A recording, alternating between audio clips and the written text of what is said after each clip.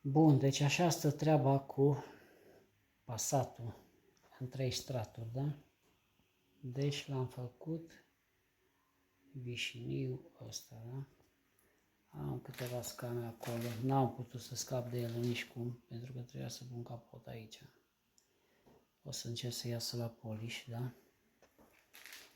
Dar vreau să zic că este o culoare foarte dificilă, deși cine se mai apucă de o treabă de asta trebuie să aibă mare grijă, trebuie mai ales 5 kg de lac. Deci pe fond argintiu, cum am făcut eu, acoperă foarte greu pigmentul, da? Și iasă tot felul de dâre, ștrafe. Deci trebuie să ai o mână extraordinară, da? Uite, aici au curs lacul, da? Deci, ca și nuanță e belea mașina, deci foarte faină. Nu știu la soare cum va fi, când o scot afară.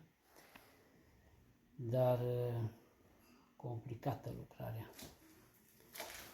Deci, Florine, bine că nu te-ai apucat de așa ceva, că era nasol, spun eu. Vezi?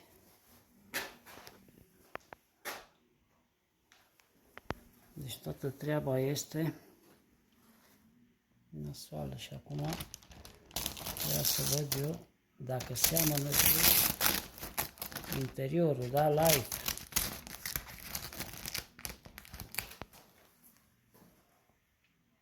Deci eu o văd asta, cred că un pic, deci e bine, mă.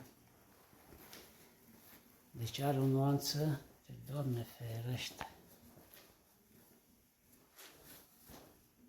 Deci cam așa am făcut-o. Și este ora 12:30. 6 ore am văzut la ea.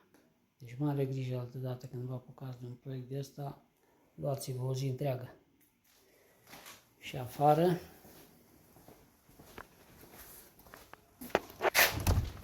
zbările, da?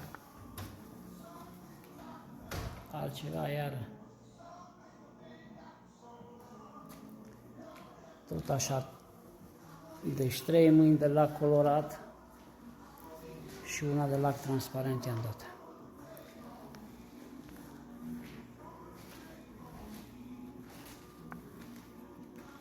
Deci este pe cod de culoare de la Toyota, argintiu și cu lac și cu colorant în el, da?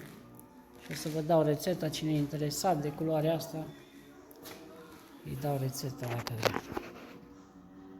Hai, succes!